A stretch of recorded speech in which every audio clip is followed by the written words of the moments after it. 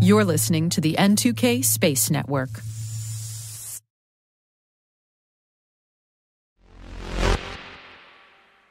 High interest rates haven't sapped all interest from the private market. No. In fact, 2 aerospace companies are backing away from the public market and being bought out, going private. These multi-billion-dollar deals closed or are in the works. Maxar was just bought out for $6.4 billion by Advent, and Arconic plans to go private for $5.2 billion, courtesy of Apollo Global. T-minus 20 seconds to LOS speed rest. Go for deploy. Roger, roll. It's May 4th, 2023. I'll save the thing. May the 4th be with you. I'm Maria Varmazes, and this is T-minus.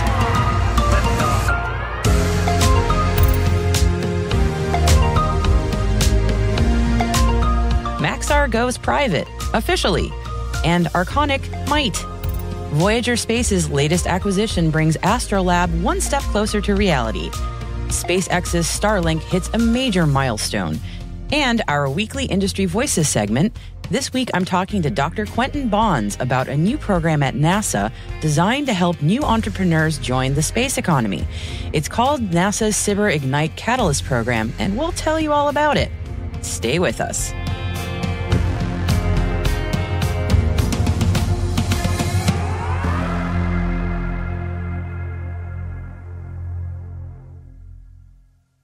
This is the way to today's Intel briefing.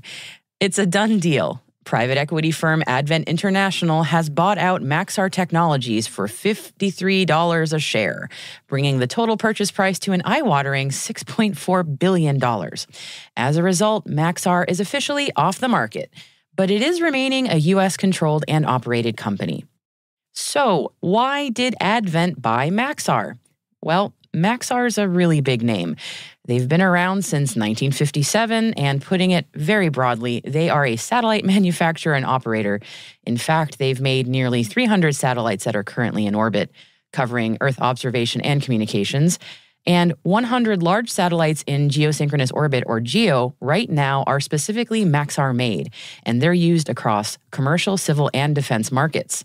According to the company's website, 90% of the geospatial intelligence used by the U.S. government for national security comes from Maxar. And last year, it won a $3.2 billion contract from the National Reconnaissance Office to continue to provide imagery for the government for the next 10 years.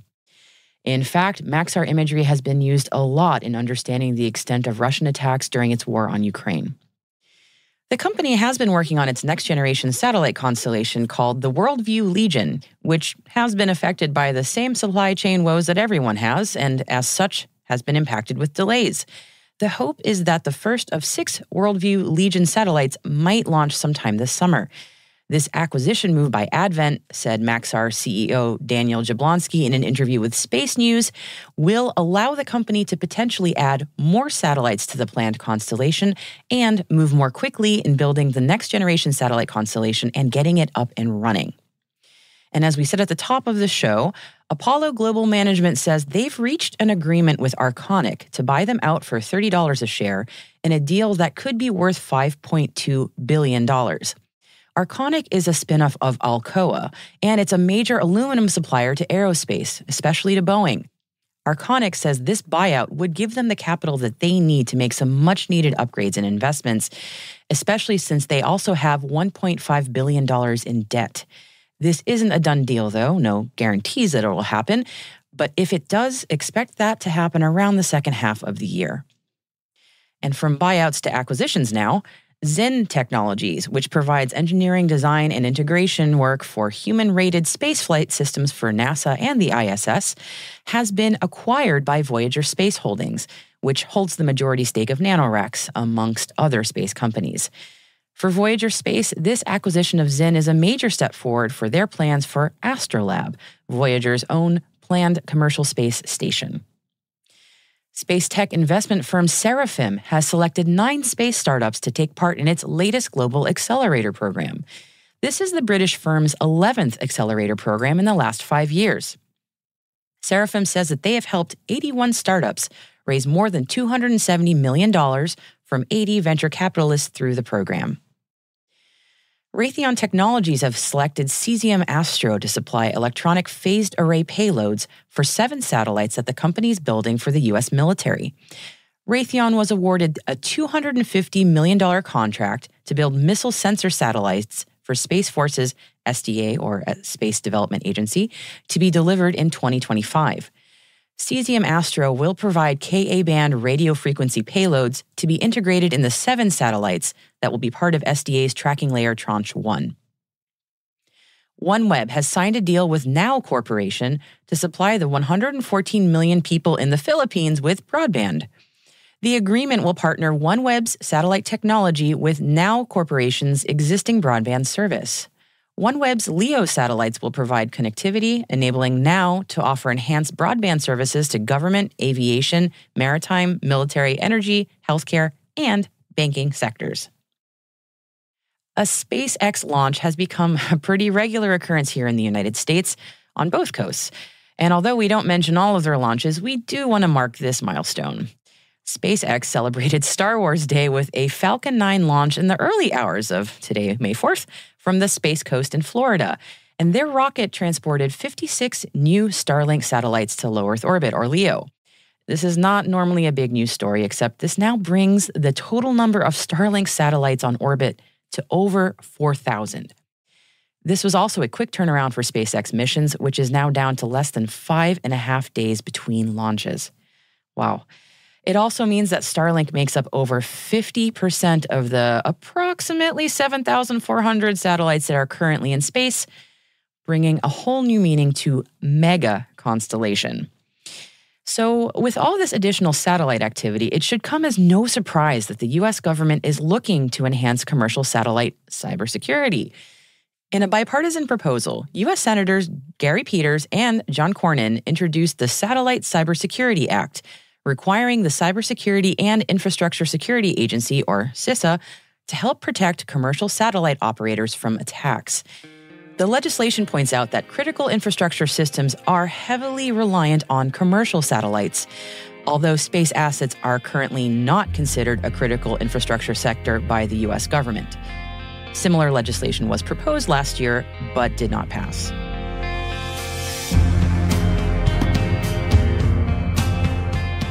And that's your Intel briefing for today. And you know, we do love an acronym in space, and this one has to be a T-minus favorite. I will be amazed if I can get through this one. ESA is funding a series of studies to look at the use of nuclear propulsion for deep space exploration, including the preliminary European Reckon on nuclear electric propulsion for space application study, with the camel casing all over the place on that one, known as Rocket Roll. You can find out more about this story and others at the selected reading section on our website at space.n2k.com. Do or do not, there is no try. Coming up, our industry voices with Dr. Quenton Bonds of NASA, speaking with us about NASA's new SBIR Ignite Catalyst program.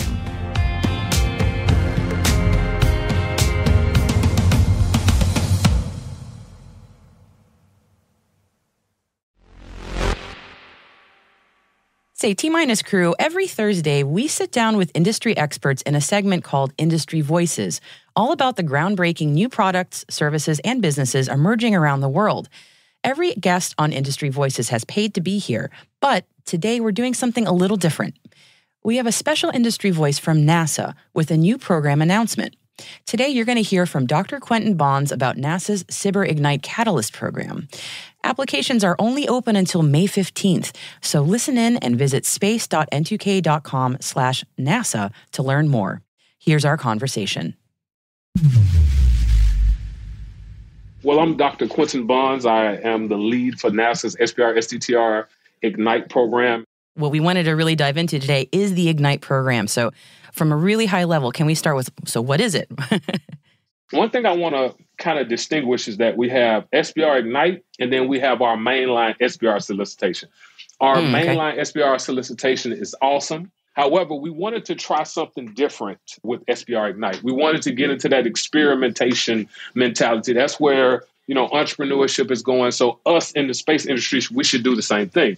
So we kind of heard from a lot of our stakeholders. When I'm saying stakeholders, I'm talking about applicants, PIs, even Congress, everyone who is somewhat familiar with SBIR. And they talked about some things that they would like to see. And one of those things was they wanted things to be a little bit more commercialization focused. They want to transition more. What a transition is, go from being funded by NASA or another government agency to actually be infused into a mission research flight project or be used by the United States or another country terrestrial. Like, how can we take these technologies and help our firms to get more customers, get more government agencies to invest in them or buy into them, or even get private funded investment. So we've done several different things with Ignite and made our topics more commercialization focused. And so last year, what we did, not only did we take topics from NASA scientists and engineers, but we brought in commercialization experts, business experts. We brought in people that have their pulse on entrepreneurship and technology to help us refine the topics such that they'll be commercialization focused. It sounds like a really interesting accelerator program in a way. You're exactly right. One of the things that I wanted to quickly highlight and talk about why is this important. A lot of times when people or when firms develop technologies for NASA, they develop what we call like a one-off. They develop a technology that could be used. So I developed microwave instruments. One of my instruments that I really enjoyed working on was SBIR. It measures snow water equivalent. Okay, so how much water will a snowpack make? Out west, it affects the water supply. It eventually affects climate. So let's say I was an entrepreneur and I was developing this instrument to measure snow for NASA. Okay.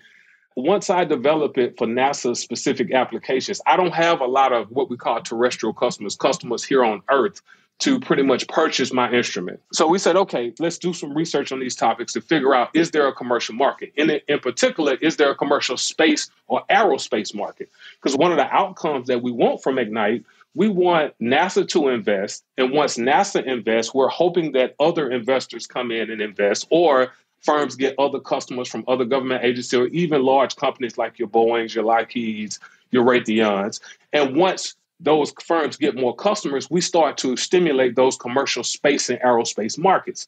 It's a huge payoff because now NASA, large companies, other government agencies, we have more firms to choose from.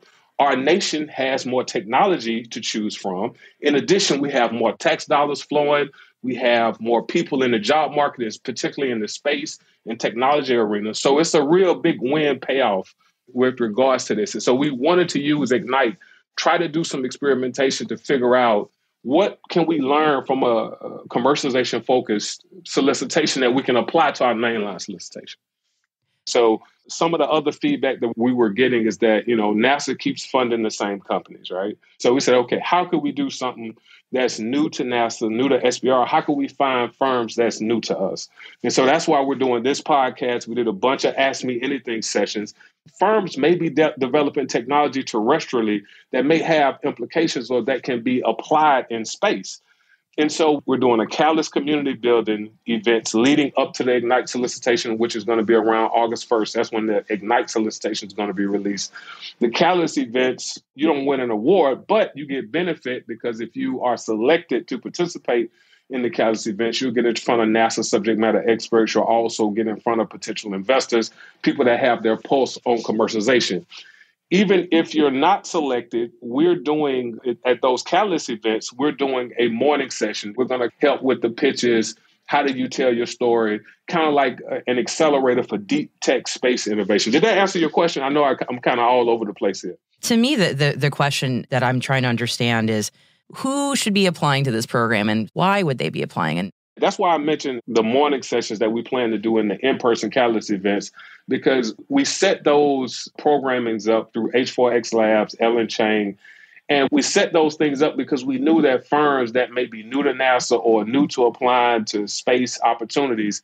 So we're actually providing infrastructure to help these new NASA firms through our Catalyst events that we're doing leading up to Ignite. What firms should really do is when the solicitation comes out for the Catalyst events and for SBIR Ignite, really look at the solicitation, see what our subject matter experts are asking for, and figure out if you could develop a deep tech technology. When I say deep tech, hardcore research and development that can meet that need. It doesn't matter that you're not currently working in the space industry. It doesn't matter that you're not currently developing technology for space.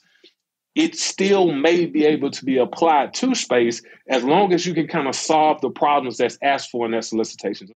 What do you envision as a successful outcome for this program? Like when you look back maybe in a year or two, what would be like a success story for you?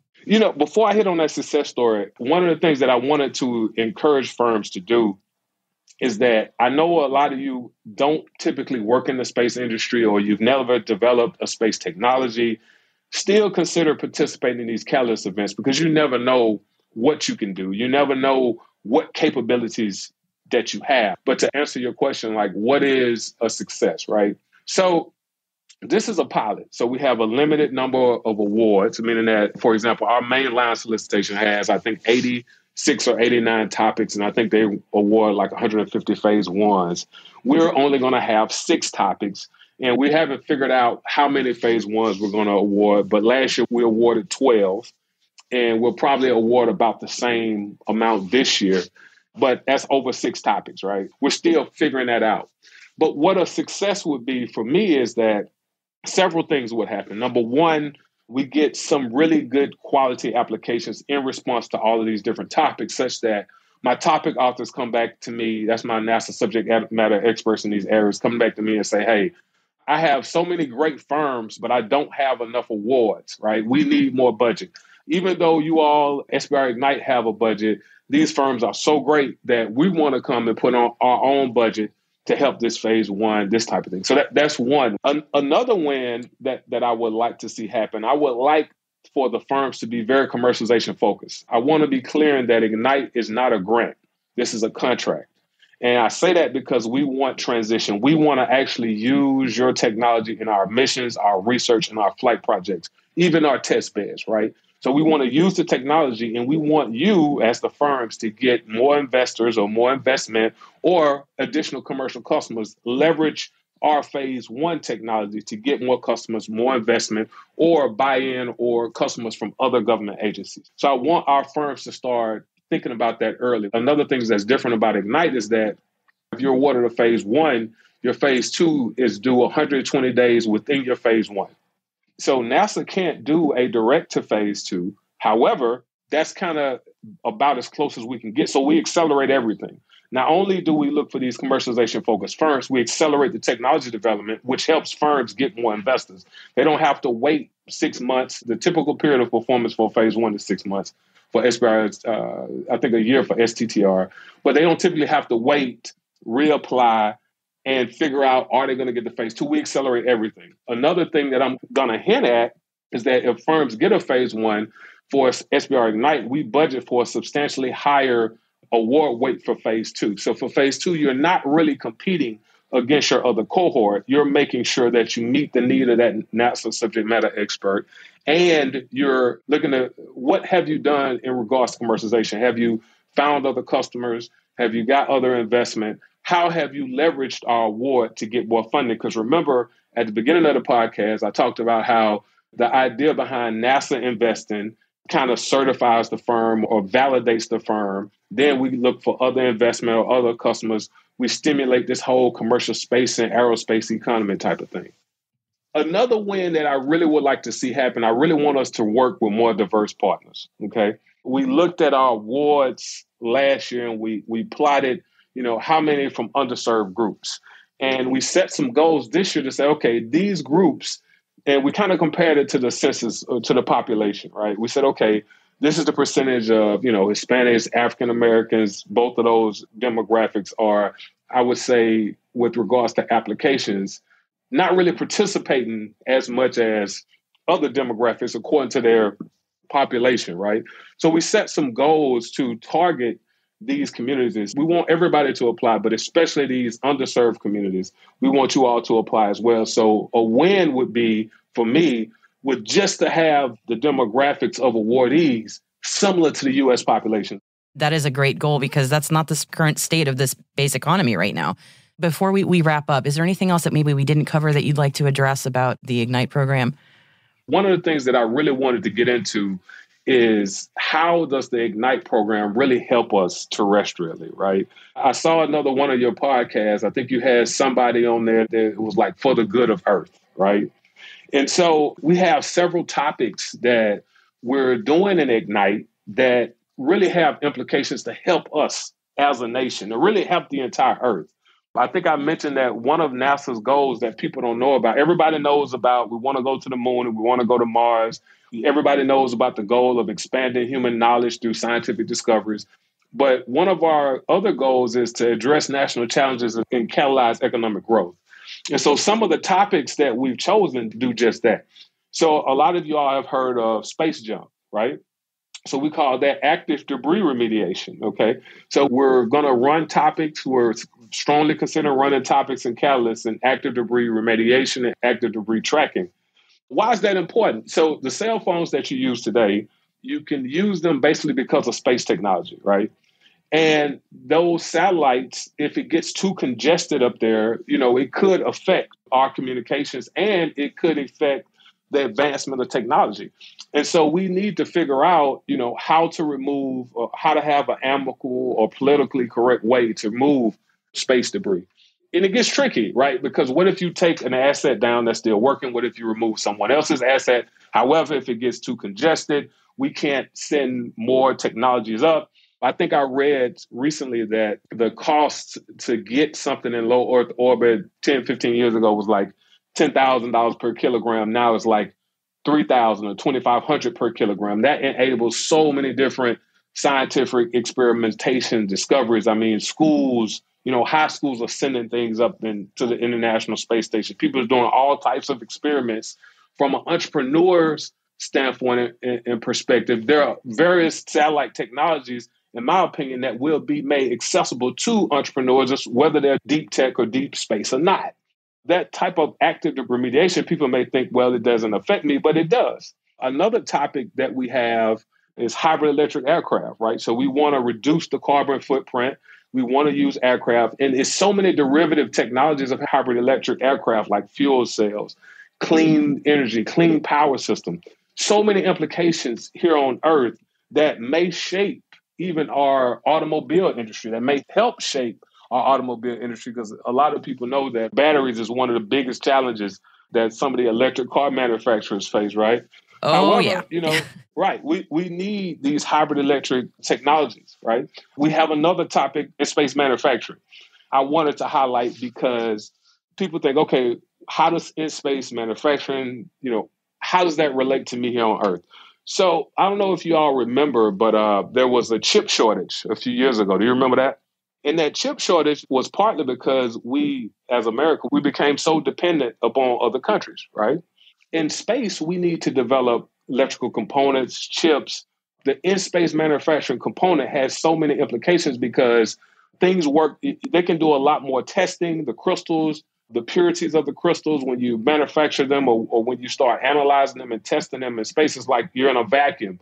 So you can get higher yields and you can kind of do a lot better research of these same semiconductor crystals and chips in space that will allow you to develop better technologies here on Earth, helping us not to be so dependent upon China and other countries for chips.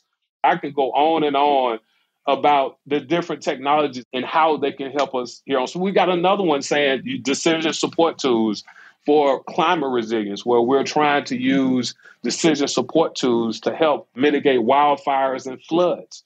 Clear implications here on Earth, right? But who's going to invest in these technologies, right? So these are the types of things that we're doing at SBIR Ignite. I hope lots of people listening are going, I've got an idea for that. I've got technology for that, and I can apply to that. The application period is open now through May 15th. Is that correct? May 15th. And if you look on your website, and H4X Labs website, there's a link, and you can see the topics that we plan to present through Catalyst within the near future. I know we threw a lot at you really quickly, but you can see there and you can kind of get more insights into some of the things that I'm saying. Thank you so much for walking me through this and for giving me a really great dive into what the program is and who we're looking for and what kind of amazing opportunities are there. So I wish everybody all the best of luck in the application process, and I'm sure we're going to be hearing really fantastic stories and outcomes from this program. Dr. Quenton Bonds, thank you so much for joining me today. I really appreciate it. And again, you can learn more about NASA's SBIR Ignite Catalyst program at space.n2k.com/NASA.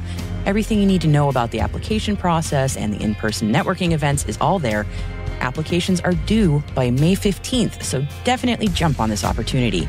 And again, that website is space.n2k.com/NASA.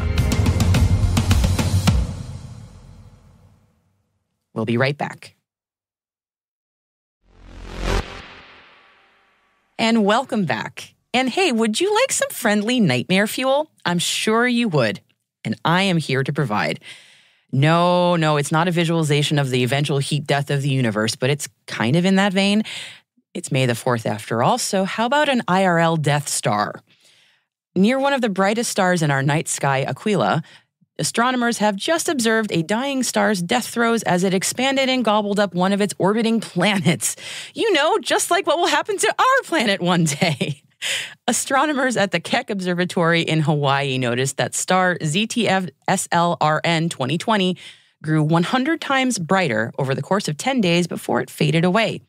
At first, they thought it was a star merger, but oh no, the spectrographs corrected that assumption pretty quickly. Something 1/1000th of the star's mass, the mere size of Jupiter, was rubbing against this dying star, leaving behind a lot of stellar material. The euphemistic term is a star-planet merger, but I think the star won that war.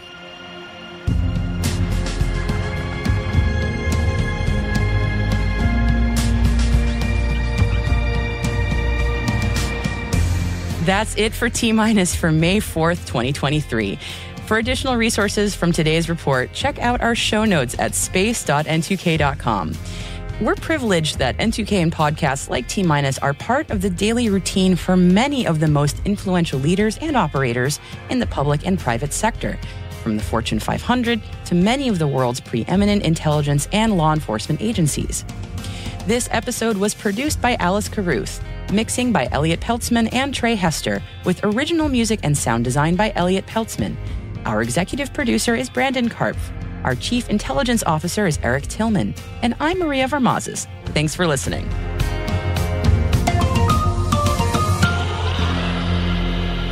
T-minus